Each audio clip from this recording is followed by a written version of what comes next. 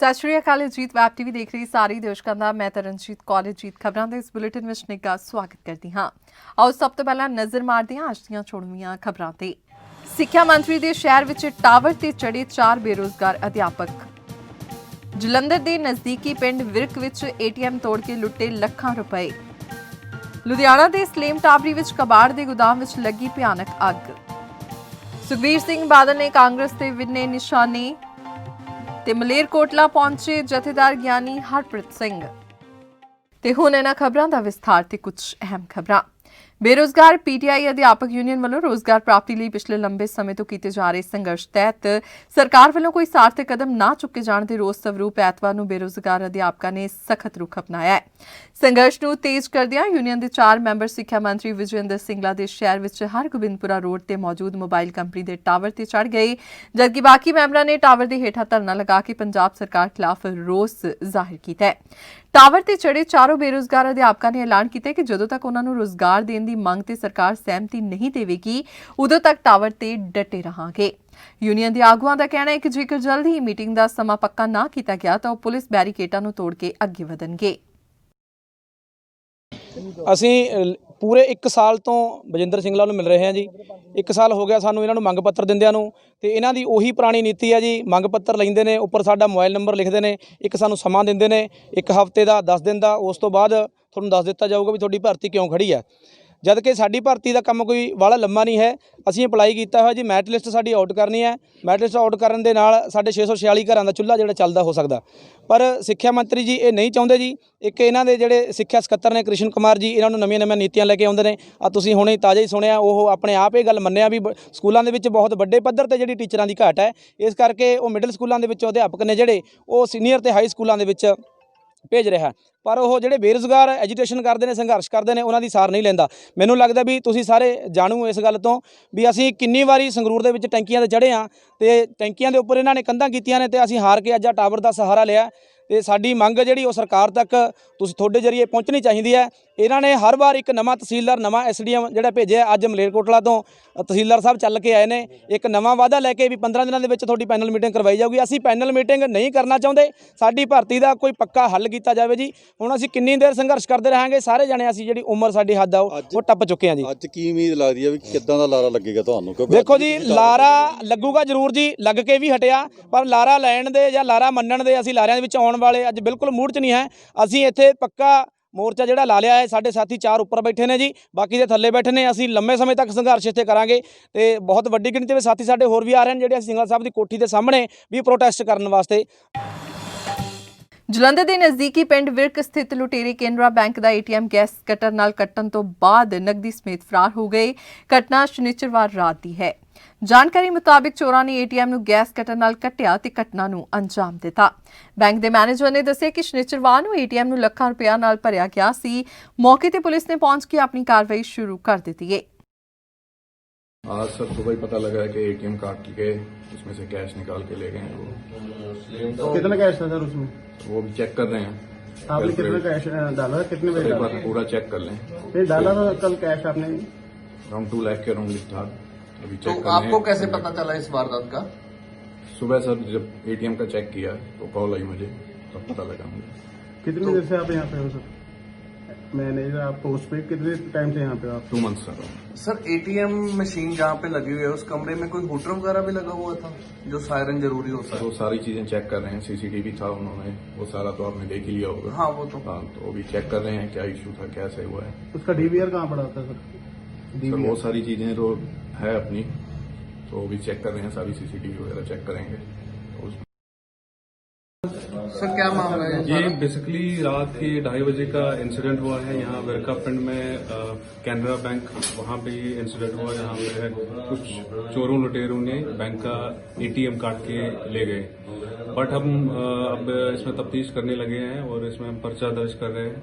अभी जो प्राइमरी से और प्रिलिमिनरी बेसिस पे हमारे पास सीसीटीवी फुटेज है, और हमारे पास कुछ लीड्स है, उस लाइन में हम इन्वेस्टिगेट कर रहे हैं। तो होपफुली ये जो कल्प्रिट्स है इनको जल्दी हम काबू कर लेंगे। सर जैसे देखा जाता है कि बैंक में जो एटीएम लगा होता है हूटर जरूरी होता है, पर यहाँ कोई हूटर वगैरह दिखाई नहीं दिया। बिल्कुल, ये मैंने भी पॉइंट रेज किया है बैंक एडमिनिस्ट्रेशन के साथ। ये इनकी लापरवाही है, ना यहाँ पे कोई सायरन वाला सिस्टम है, ना इनके पास कोई हिडन कैमरास लगे हैं, ना कोई गार्ड है। तो ये कुछ इश्यूज है जो इनके साथ हम रेज कर रहे हैं। ये बेसिकली है negligence on part of bank.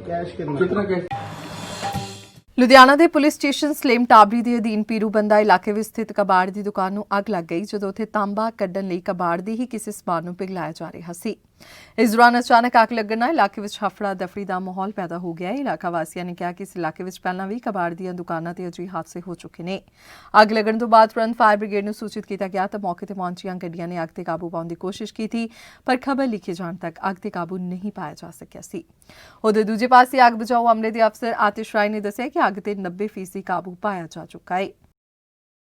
ਇੱਥੇ ਥੋੜਾ ਕਬਾੜ ਦਾ ਕੰਮ ਚੱਲ ਰਿਹਾ ਸੀ, ਉਹਨੂੰ ਅੱਗ ਪੈ ਗਈ ਆ ਨਾਲ ਅਮਨ ਸਵੀਟ ਸ਼ਾਪ ਦਾ ਗੋਦਾਮ ਹੈਗਾ ਵਾ। ਇਹ ਜਦੋਂ ਅੱਗ ਪਈ ਆ ਉਹਨਾਂ ਦੇ ਮਾਲਕ ਆਏ ਆ, ਭਈਆਂ ਸਮੇਤ ਗੱਡੀ ਭਰ ਕੇ ਸਿਲੰਡਰਾਂ ਦੀ ਲੈ ਕੇ ਗਏ ਆ। ਅਗਰ ਉਹਨਾਂ ਨੂੰ ਥੋੜੀ ਜਿਹੀ ਅੱਗ ਪੈ ਜਾਂਦੀ ਤੇ ਪੂਰਾ ਮਹੱਲਾ ਬਲਾਸਟ ਹੋ ਜਾਣਾ ਸੀ। ਮੰਨੋ ਕਿ ਸਾਰੀ ਸਲੇਮ ਟਾਬਰੀ ਖਤਮ ਹੋ ਜਾਣੀ ਸੀ। ਕਿੰਨੇ ਸਿਲੰਡਰ ਸੀਗੇ? ਘੱਟੋ ਘੱਟ 100 ਸਿਲੰਡਰ ਹੋਣਾ ਵਾ। ਪੂਰੀ ਗੱਡੀ ਭਰ ਕੇ ਗਈ ਆ। ਪ੍ਰੈਸ ਵਾਲਿਆਂ ਨੇ ਬਕਾਇਦਾ ਉਹਨਾਂ ਦੀ ਫੋਟੋ ਵੀ ਖਿੱਚੀ ਆ ਸਿਲੰਡਰਾਂ ਦੀ ਗੱਡੀ ਦੇ ਸਮੇਤ। ਇਹ ਸਰ 12:15 ਵਜੇ ਰਮੇਸ਼ ਕਬਾੜ ਦੀ ਦੁਕਾਨ ਹੈ ਸਰ ਸਲੇਮ ਟਾਬਰੀ ਪੀਰੂਬੰਦਾ ਮਹੱਲੇ ਦੇ ਵਿੱਚ। ਇੱਥੇ 12:15 ਵਜੇ ਸਰ ਸਾਨੂੰ ਇਤਲਾਹ ਮਿਲੀ ਸੀ ਵੀ ਫਾਇਰ ਹੋਈ ਆ। ਸਾਡਾ ਲੋਕਲ ਅੱਡਾ ਫਾਇਰ ਸਟੇਸ਼ਨ ਬਿਲਕੁਲ ਨਜ਼ਦੀਕ ਹੈਗਾ, ਜਿੱਥੋਂ ਅਸੀਂ 4 ਗੱਡੀਆਂ ਫਟਾਫਟ ਮੂਵ ਕਰਵਾਈਆਂ। ਇੱਥੇ ਪਹੁੰਚਣ ਤੋਂ ਬਾਅਦ ਪਤਾ ਲੱਗਾ ਵੀ ਅੱਗ ਬਹੁਤ ਜ਼ਿਆਦਾ ਹੈ। ਉਸ ਤੋਂ ਬਾਅਦ ਅਸੀਂ ਆਪਣੇ ਬਾਕੀ ਸਟੇਸ਼ਨਾਂ ਦੀਆਂ ਗੱਡੀਆਂ ਵੀ ਮੂਵ ਕਰਵਾਈਆਂ ਔਰ ਇਸ ਟਾਈਮ ਅੱਗ ਜਿਹੜੀ ਆ ਤੁਸੀਂ ਦੇਖ ਸਕਦੇ ਹੋ 90% ਜਿਹੜੀ ਹੈ ਕੰਟਰੋਲ ਹੈ। ਕੀ ਕਾਰਨ ਹੈ ਅੱਗ ਲੱਗਣ ਦਾ? ਇਹ ਸਰ ਅੱਗ ਦਾ ਕਾਰਨ ਸਰ ਇਸ ਟਾਈਮ ਹਾਲੇ ਮੇਰੀ ਇਨਵੈਸਟੀਗੇਸ਼ਨ ਅਸੀਂ ਕੀਤੀ ਨਹੀਂ ਹੈਗੀ, ਕਿਉਂਕਿ ਅਸੀਂ ਸਰ ਪਹਿਲਾਂ ਸਾਡਾ ਮਹੱਤਵ ਹੁੰਦਾ ਸਰ ਆਪਣੀ ਪਹਿਲਾਂ ਅੱਗ ਨੂੰ ਕੰਟਰੋਲ ਕਰੀਏ। ਅੱਗ ਕੰਟਰੋਲ ਕਰਨ ਤੋਂ ਬਾਅਦ ਸਰ ਦੇਖਦੇ ਹਾਂ ਕੀ ਕਾਰਨ ਸੀਗਾ ਜੀ। ਜਾਨੀ ਮਾਨੀ ਨੁਕਸਾਨ? ਸਰ ਗੱਡੀਆਂ ਇਸ ਤਰ੍ਹਾਂ ਆ ਸਰ, ਸਾਡੇ 8 ਫਾਇਰ ਟੈਂਡਰ ਇਸ ਟਾਈਮ ਮੌਕੇ ਤੇ ਮੌਜੂਦ ਨੇ, ਜਿਨ੍ਹਾਂ ਨੇ 2-2 ਗੇੜ ਲਗਾ ਦਿੱਤੇ। ਤਕਰੀਬਨ ਮੇਰੇ ਕੋਲ 16 ਗੱਡੀਆਂ ਇਸ ਟਾਈਮ ਲੱਗ ਚੁੱਕੀਆਂ ਔਰ ਹਲੇ 1 ਘੰਟੇ ਦਾ ਸਮਾਂ ਹੋਰ ਲੱਗ ਸਕਦਾ ਜੀ। ਕੋਈ ਜਾਨੀ ਨੁਕਸਾਨ? ਨਹੀਂ ਸਰ, ਜਾਨੀ ਨੁਕਸਾਨ ਕੋਈ ਨਹੀਂ ਹੋਇਆ, ਕਿਉਂਕਿ ਦਿਨ ਦਾ ਟਾਈਮ ਸੀਗਾ, ਸਾਰੀ ਲੇਬਰ ਇਹਨਾਂ ਦੀ ਬਾਹਰ ਆ ਗਈ ਸੀ। ਸ਼੍ਰੋਮਣੀ ਅਕਾਲੀ ਦਲ ਦੇ ਪ੍ਰਧਾਨ ਸੁਖਬੀਰ ਸਿੰਘ ਬਾਦਲ ਨੇ ਗੁਰੂ ਹਰਸਹਾਏ ਵਿਖੇ ਅਕਾਲੀ ਵਰਕਰਾਂ ਦੇ ਰੂਬਰੂ ਹੁੰਦਿਆਂ ਆਉਂਦੀਆਂ ਚੋਣਾਂ ਲਈ ਤਿਆਰ ਰਹਿਣ ਦਾ ਸੱਦਾ ਦਿੱਤਾ ਹੈ।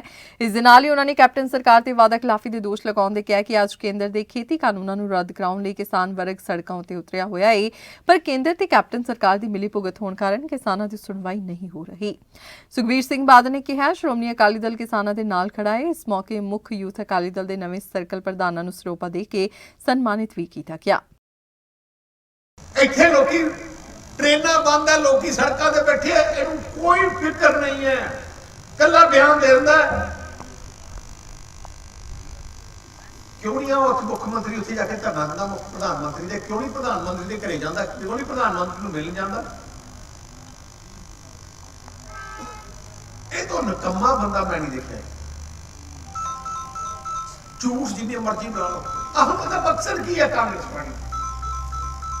ਇਹਨਾਂ ਨੇ ਇਹਦਾ ਦੇਖੋ ਇੱਕ ਫੈਸਲਾ ਬਣਾ ਲਿਆ। ਮੈਂ ਤਾਂ ਮੈਨੂੰ ਕੋਈ ਕਾਂਗਰਸੀ ਮੈਂ ਕਿਹਾ ਬੁਰਾ ਹਾਲ, ਕਹਿੰਦਾ ਸਾਸੀ ਦਾ ਮਨ ਬਣਾ ਲਿਆ, ਸਾਡਾ ਰਹਿ ਗਿਆ ਅਖੀਰਲਾ ਸਾਲ। ਹੁਣ ਤਾਂ 2 ਹੱਥ ਜਿੱਥੇ ਕੋਈ ਮਾਲ ਮਿਲਦਾ ਉਹ ਛੱਡ ਦੇਣੀ। ਭਲਾ ਥੋੜਾ ਮੰਤਰੀ ਦਾ ਕੋਈ ਚੀਜ਼ ਛੱਡਦਾ ਹੀ ਨਹੀਂ। ਮੈਨੂੰ ਲੱਗਦਾ ਤੁਹਾਡੇ ਰੇਤਾ ਮੈਂ ਉਹ ਛੱਡ ਗਏ, ਦਾਰੂ ਮੱਲਾ ਦਾ ਕੋਈ ਪਹਿਲਾਂ ਸਾਰੇ ਨੇ ਕਾਂਗਰਸੀ ਦੇ ਲਿਵਰ ਟੈਸਟ ਕਰਾ ਲਓ, ਸਾਰੇ ਜਾਣ ਵਾਲੇ ਆ। ਤੁਸੀਂ ਦੇਖੋ ਪੁਲਿਸ ਵੱਡੀ ਗੱਲ ਹੈ। ਡਰੱਗ ਜਿਹੜੀ ਮਾੜੀ ਗੱਲ ਕੀਤੀ ਇਹਨਾਂ ਨੇ, ਜਿਹੜੇ ਡਰੱਗ ਵੇਚਣ ਵਾਲੇ ਆ ਉਹਨਾਂ ਨਾਲ ਵੀ ਮਹੀਨਾ ਬੰਨ ਲਿਆ ਇਹਨਾਂ ਨੇ। ਜਿੰਨਾ ਸ਼ਰੇਆਮ ਥਾਣੇਦਾਰਾਂ ਨੂੰ ਪੁਲਿਸ ਵਾਲਿਆਂ ਨੂੰ ਐ ਵਰਤਦੇ ਆ ਕਿ ਜਿਵੇਂ ਉਹਨਾਂ ਦੇ ਆਪਣੇ ਮੈਨੇਜਰ ਹੈ ਖੇਤ ਦੇ। ਮੈਂ ਤਾਂ ਸੇਖੋ ਸਾਹਿਬ ਬੈਠੇ ਥੇ ਤੇ ਆਪਣੇ ਸਾਰੇ ਵੇਖਿਓ ਜਿਹੜੇ ਅਫਸਰ ਨੇ ਨਾ ਆਪਣੇ ਨਾਲ ਧੱਕਾ ਕੀਤਾ ਹੈ। ਮੈਂ ਤੁਹਾਨੂੰ ਇੱਕ ਵਾਅਦਾ ਕਰਦਾ, ਤੁਹਾਨੂੰ ਪਤਾ ਮੈਂ ਜਿਹੜੀ ਵਾਅਦਾ ਕਰਦਾ ਮੈਂ ਕੁਛ ਮਰਜ਼ੀ ਹੋ ਜਾਏ ਉਹ ਤਾਂ ਪੂਰਾ ਕਰਦਾ ਹੁੰਦਾ। ਪਹਿਲੀ ਗੱਲ, ਜਿਹੜੇ ਅਫਸਰਾਂ ਨੇ ਐਕਟੀ ਗੰਦ ਪਾਇਆ ਨਾ ਉਹਨਾਂ ਨੂੰ ਡਿਸਮਿਸ ਕਰਨਾ। ਐਜੇ ਝੂਠੇ ਕੇਸ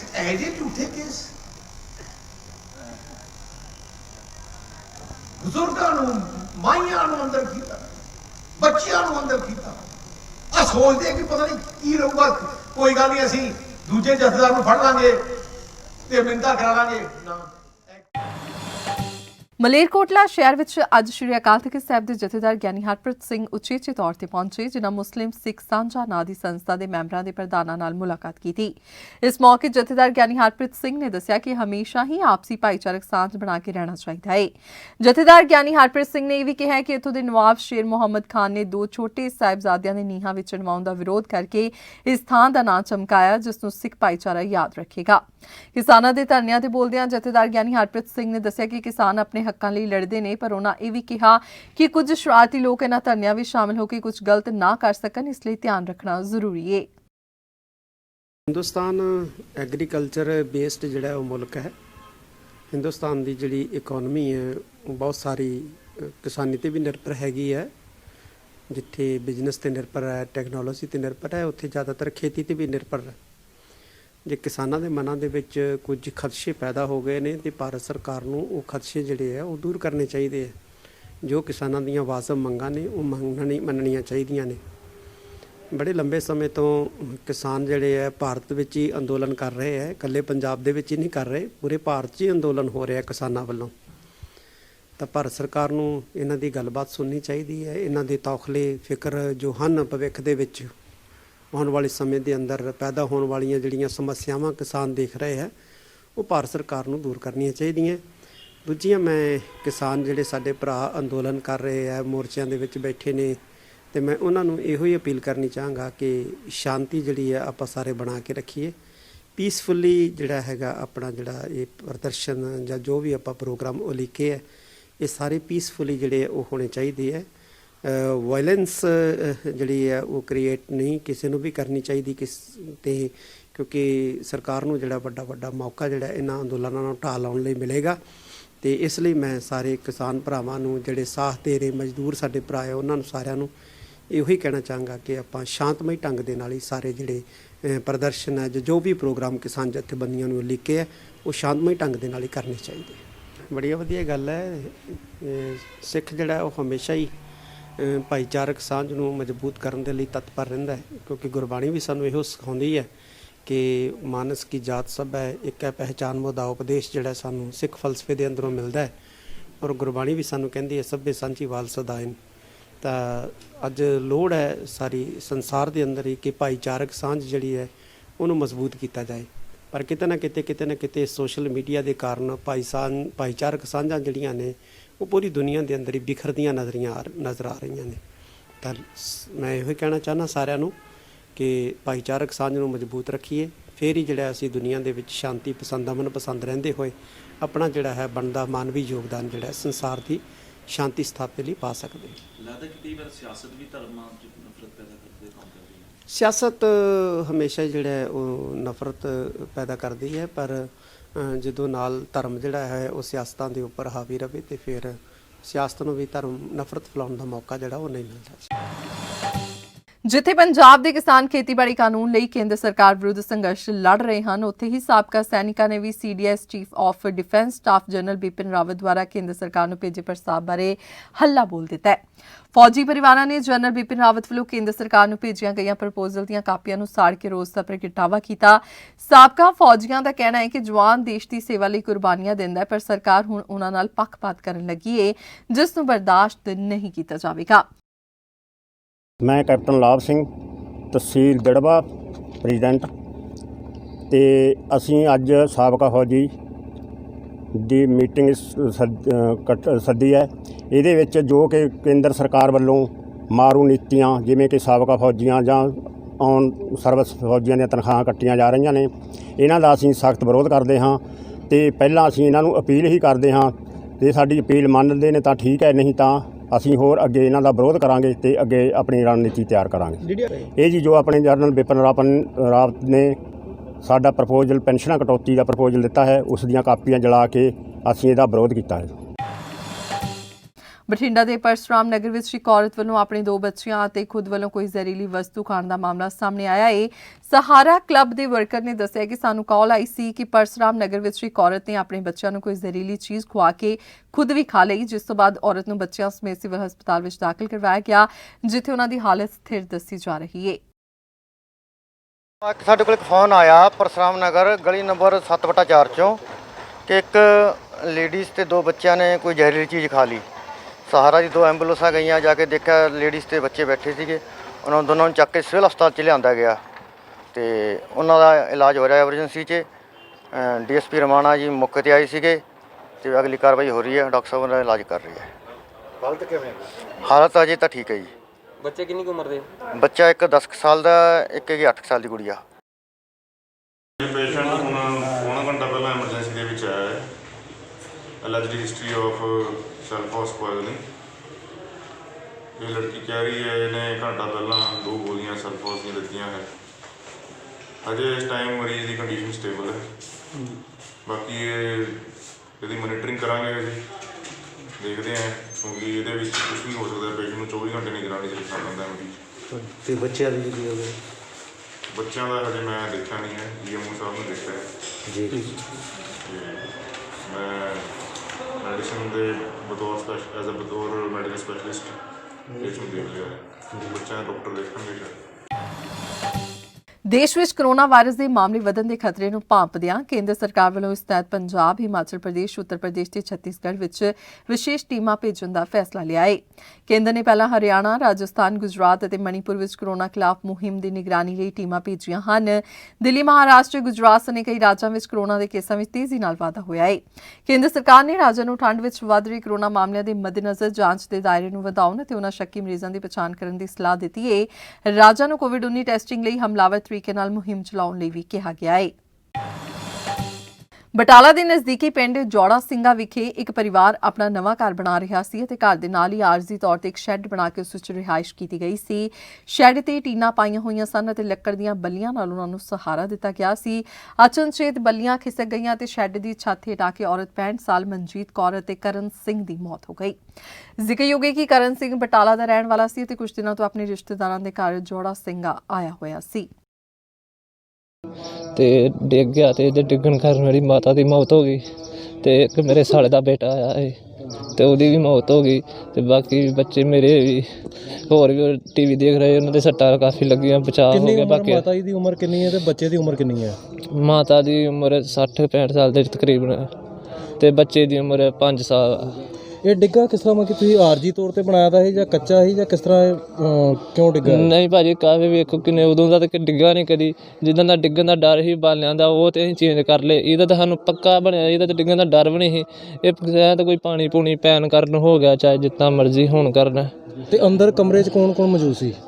ਕਮਰੇ 'ਚ ਅਸੀਂ ਸਾਰੀ ਫੈਮਿਲੀ ਮੌਜੂਦ ਸੀ ਕਿਉਂਕਿ ਇਸ ਟਾਈਮ ਅਸੀਂ ਇਹਦੇ ਅੰਦਰ ਹੀ ਰਹਿੰਦੇ ਸੀਗੇ। ਜਿਹੜੀ ਛੱਤ ਡਿੱਗੀ ਹੈ ਉਸ ਕਮਰੇ ਦੇ ਥੱਲੇ ਕੌਣ ਕੌਣ ਮੌਜੂਦ? ਸਾਰੇ ਮੌਜੂਦ ਸੀਗੇ ਅਸੀਂ, ਕਿਉਂਕਿ ਇਸ ਟਾਈਮ ਅਸੀਂ ਨਾਲ ਦੀ ਜਿਵੇਂ ਬੱਚੇ ਮੇਰੇ ਮਾਤਾ ਰੋਟੀ ਖਾਂਦੇ, ਨਾਲ ਦੀ ਰੋਟੀ ਬਣਾਉਂਦੇ, ਸਬਜ਼ੀ ਬਣਾਉਂਦੇ ਸੀ, ਬੱਚੇ ਟੀਵੀ ਵੇਖਣ ਦੇ ਸੀ ਤੇ ਉਹ ਜਿਹੜਾ ਬੂੜਾ ਹੋ ਗਿਆ ਉਹ ਵੀ ਭੱਜ ਕੇ ਬਾਹਰ ਨੂੰ ਆਉਣ ਲੱਗਾ ਤੇ ਉਹਦੇ ਆਉਣ ਕਾਰਨ ਇੱਥੇ ਉਹਦੇ ਥੱਲੇ ਆ ਗਿਆ। ਸਾਰੇ ਮੌਜੂਦ ਸੀ ਅੰਦਰ ਤੇ ਫਿਰ ਤੁਹਾਡਾ ਬਚਾਅ ਕਿਸ ਤਰ੍ਹਾਂ ਹੋਇਆ? ਸਾਡਾ ਬਚਾਅ ਇਸ ਤਰ੍ਹਾਂ ਹੋ ਗਿਆ ਕਿ ਜਿਨ੍ਹਾਂ ਦੀ ਦੋਨਾਂ ਦੀ ਮੌਤ ਹੋਈ ਆ ਉਹ ਦੋਨੇ ਉਹ ਲੈਂਟਰ ਦੇ ਥੱਲੇ ਆ ਗਏ। ਜਿਹੜਾ ਲੈਂਟਰ ਦਾ ਸੜੀਆ ਜਾਂ ਨਾ ਵਿੱਚ ਉਹਦੇ ਥੱਲੇ ਆ ਗਿਆ। ਬਾਕੀਆਂ ਨਾਲ ਸਾਨੂੰ ਪਿੱਛੇ ਰਹਿਣ ਕਰਕੇ ਕੁਝ ਨਹੀਂ ਹੋਇਆ ਕਿਉਂਕਿ ਸਾਰਾ ਗਾਂਹ ਨੂੰ ਆ ਚੁੱਕਾ ਸੀ। ਤੇ ਕੋਈ ਜ਼ਖਮੀ ਵੀ ਹੋਇਆ? ਹਾਂ, ਜ਼ਖਮੀ ਹੋਇਆ ਇਹ ਬੱਚਾ, ਇਹ ਬੇਟਾ ਮੇਰਾ ਜ਼ਖਮੀ ਹੋਇਆ ਵਾ ਤੇ ਨਾਲ ਦੀ ਮੇਰੀ ਦੇ ਵੀ ਗੁੱਟ ਤੇ ਸੱਟ ਲੱਗੀ ਆ ਤੇ ਜਿਹੜਾ ਇੱਕ ਸਾਲੇ ਮੇਰੇ ਦਾ ਦੂਸਰਾ ਲੜਕਾ ਸੀ ਉਹਦੇ ਵੀ ਬਾਂਹ ਤੇ ਸੱਟ ਲੱਗੀ ਆ। ਲੱਦਾਖ ਦੇ ਹੀਰੇ ਵਜੋਂ ਸਤਿਕਾਰਿਤ ਅਮਰ ਸ਼ਹੀਦ ਲੈਫਟੀਨੈਂਟ ਜਨਰਲ ਬਿਕਰਮ ਸਿੰਘ ਦੇ 57ਵੇਂ ਸ਼ਹੀਦੀ ਦਿਹਾੜੇ ਮੌਕੇ ਬਲਾਚੌਰ ਵਿਖੇ ਜਿੱਥੇ ਵਿਸ਼ਾਲ ਸਮਾਗਮ ਕਰਵਾਇਆ ਗਿਆ, ਉੱਥੇ ਵਿੱਤ ਮੰਤਰੀ ਮਨਪ੍ਰੀਤ ਸਿੰਘ ਬਾਦਲ ਨੇ ਲੈਫਟੀਨੈਂਟ ਜਨਰਲ ਬਿਕਰਮ ਸਿੰਘ ਦੇ ਜੱਦੀ ਪਿੰਡ ਸਿਆਣਾ ਵਾਰਡ ਨੰਬਰ 1 ਬਲਾਚੌਰ ਵਿਖੇ ਆਦਮਕਦ ਬੁੱਤ ਲੋਕ ਅਰਪਣ ਕੀਤਾ ਤੇ ਅਜਾਇਬ ਘਰ ਤੇ ਲਾਇਬ੍ਰੇਰੀ ਦਾ ਨੀਂਹ ਪੱਥਰ ਰੱਖਿਆ। ਤੇ ਇਸ ਨਾਲ ਹੀ ਅਜੀਤ ਖਬਰਾਂ ਦਾ ਬੁਲੇਟਿਨ ਇੱਥੇ ਹੀ ਖਤਮ ਹੁੰਦਾ ਹੈ। ਨਵੀਆਂ ਤੇ ਤਾਜ਼ਾ ਤਰੀਨ ਖਬਰਾਂ ਲੈ ਕੇ ਫਿਰ ਤੋਂ ਹਾਜ਼ਰ ਹੋਵਾਂਗੇ। ਤਦ ਤੱਕ ਲਈ ਦਿਓ ਇਜਾਜ਼ਤ। ਸਤਿ ਸ਼੍ਰੀ ਅਕਾਲ। ਦੇਸ਼ ਦੁਨੀਆ ਦੀਆਂ ਤਾਜ਼ਾ ਖਬਰਾਂ ਦੇ ਲਈ ਹੁਣੇ ਪਲੇ ਸਟੋਰ ਤੋਂ ਡਾਊਨਲੋਡ ਕਰੋ ਪੰਜਾਬ ਦੀ ਆਵਾਜ਼ ਅਜੀਤ ਨਿਊਜ਼ ਐਪ। ਹੁਣ ਤੁਹਾਡਾ ਆਪਣਾ ਅਜੀਤ ਹਰ ਸੋਸ਼ਲ ਮੀਡੀਆ ਪਲੇਟਫਾਰਮ ਦੇ ਉੱਤੇ ਉਪਲਬਧ ਹੈ। ਫੇਸਬੁੱਕ ਦੇ ਉੱਤੇ ਹੁਣੇ ਲਾਈਕ ਤੇ ਫੋਲੋ ਕਰੋ ਅਜੀਤ ਦਾ ਅਫੀਸ਼ੀਅਲ ਪੇਜ ਡੇਲੀ ਅਜੀਤ ਤੇ ਹਾਂ, ਨਾਲ ਹੀ ਦੋਸਤਾਂ ਨੂੰ ਪੇਜ ਲਾਈਕ ਕਰਨ ਦੇ ਲਈ ਇਨਵਾਈਟ ਕਰਨਾ ਨਾ ਭੁੱਲਣਾ। ਇੰਨਾ ਹੀ ਨਹੀਂ, ਹਿੰਦੀ ਦੇ ਵਿੱਚ ਖਬਰਾਂ ਵਾਸਤੇ ਲਾਈਕ ਤੇ ਫੋਲੋ ਕਰੋ ਸਾਡਾ ਫੇਸਬੁੱਕ ਪੇਜ ਅਜੀਤ ਸਮਾਚਾਰ ਹਿੰਦੀ। YouTube ਦੇ ਉੱਤੇ ਵੀਡੀਓ ਖਬਰਾਂ ਦੇਖਣ ਦੇ ਲਈ ਹੁਣੇ ਸਬਸਕ੍ਰਾਈਬ ਕਰੋ ਅਜੀਤ ਦਾ official YouTube channel Ajit web TV. ਤੁਹਾਡਾ ਆਪਣਾ ਅਜੀਤ ਹੁਣ ਟਵਿੱਟਰ ਤੇ ਇੰਸਟਾਗ੍ਰਾਮ ਦੇ ਉੱਤੇ ਵੀ ਉਪਲਬਧ ਹੈ। ਟਵਿੱਟਰ ਦੇ ਉੱਤੇ ਖਬਰਾਂ ਦੇ ਲਈ ਫੋਲੋ ਕਰੋ ਡੇਲੀ ਅਜੀਤ ਤੇ ਇੰਸਟਾਗ੍ਰਾਮ ਦੇ ਉੱਤੇ ਖਬਰਾਂ ਦੇ ਨਾਲ ਵੀਡੀਓ ਦੇਖਣ ਦੇ ਲਈ ਫੋਲੋ ਕਰੋ ਬਲੂ ਟਿਕ ਵਾਲਾ ਸਾਡਾ ਆਫੀਸ਼ੀਅਲ ਚੈਨਲ ਡੇਲੀ ਅਜੀਤ। ਤੁਹਾਡਾ ਆਪਣਾ ਭਰੋਸੇਯੋਗ ਚੈਨਲ, ਤੁਹਾਡੀ ਆਪਣੀ ਆਵਾਜ਼, ਪੰਜਾਬ ਦੀ ਆਵਾਜ਼ ਅਜੀਤ।